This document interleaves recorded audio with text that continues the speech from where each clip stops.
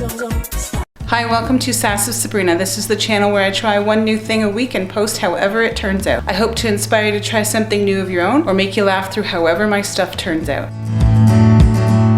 So today I am going to be doing DIY attic insulation top up. So I've researched it, I calculated how much I need. There is some up there, so this is just like a partial top up. And I will try to tell you or say on the screen all the information that I have gathered. And I will try to brighten this video up as much as possible, but I am not going to be bringing any extra equipment or lights up into the attic with me. So we'll just kind of see how it all turns out in the end. So let's go crawl up into the attic. This is my R value that I decided to go with. You will find that information out online. It depends on the zone in which you live. So where I live, the R value was between R38 and up. This was easy to find at the store, and that's why I went with R40. So if you can see this, I have enough insulation to the top of my rafters, and over to the side, that very faint yellow, like extra sidewall that you can see is actually where I've started to top up the insulation already. So it just goes the one length of that one front wall. So I'm going to be topping up on top of, obviously, the rafters.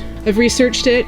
You can run the insulation perpendicular to the rafters, and it actually acts as a secondary barrier. I don't know if you can see them down there. They're fallen because nothing is holding them up, but you can see the very tips of the vents that I have to protect and keep the insulation in and get the air circulation to go as well. So you just measure the height of your rafters, and then you go online and do your calculations. There are a ton of websites that will tell you how much insulation that you need. I chose to do the bats of insulation because I don't like how this blown-in cellulose stuff settles over time. This is my attic hatch. I literally have to open the bags and then throw the individual pieces of the insulation up into the attic, and then go in the attic and put it up into place. So obviously you're gonna wear safety goggles and a mask and gloves. I could only find a shield left over from COVID for work, so that's what I'm wearing.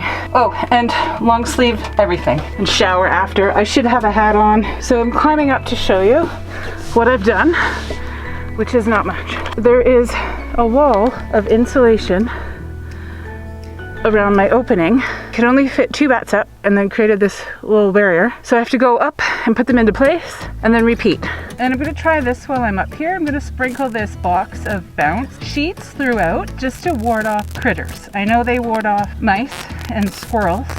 And I keep watching a house in my neighborhood with mice going up and down the side of the house to the attic. So I'm hoping that that'll stop rodents from living in my attic. The insulation line there. So I'm halfway. There's a post dead center of the house. So I'm halfway. So some Captain Obvious things. You do want to either put a board down or just crawl on the rafters, not stand, because you can fall in between and then fall through to the house below or make a big hole. You do want to uncover any vents or electrical. You don't want to really cover them up. Mine were tucked in between the rafters, so I uncovered them and then put the insulation on top. And I'm done. So I have just a tiny little space left around the attic opening that is missing some, but I didn't want to rip it apart, cut it apart, and have tiny pieces everywhere. So I have some foam insulation pieces that I don't need in the basement. So I'm gonna go get those and put those down and around and act as an extra vapor barrier and a landing for if I ever need to come up here.